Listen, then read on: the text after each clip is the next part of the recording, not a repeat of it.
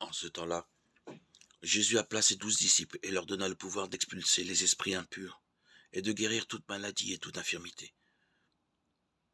Voici le nom des 12 apôtres. Le premier Simon nommé Pierre, André son frère, Jacques fils de Zébédée et Jean son frère, Philippe et Barthélemy, Thomas et Matthieu le publicain, Jacques fils d'Alphée et Thaddée, Simon le zélote et Judas l'Iscariote, celui-là même qui le livra.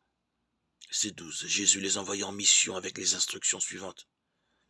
Ne prenez pas le chemin qui mène vers les nations païennes et n'entrez dans aucune ville des Samaritains.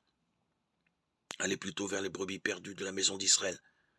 Sur votre route, proclamez que le royaume des cieux est tout proche. Évangile de Jésus-Christ selon saint Matthieu 10, 1, 7. Il n'y a pas de témoignage sans témoin, de même qu'il n'y a pas de mission sans missionnaire.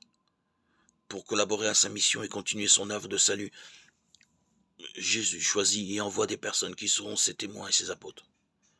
Vous serez mes témoins à Jérusalem, dans toute la Judée et la Samarie, et jusqu'aux extrémités de la terre. Acte 1, 8. Les 12 sont les premiers agents de la mission universelle. Ils constituent un sujet collégial de la mission, eux qui ont été choisis par Jésus pour être avec lui et envoyés aux brebis perdues de la maison d'Israël.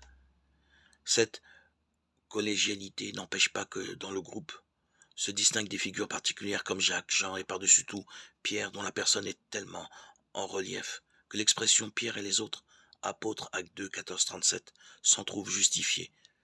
Grâce à lui s'ouvrent les horizons de la mission universelle où excellera par la suite Paul, qui par la volonté de Dieu fut appelé à envoyer parmi les païens.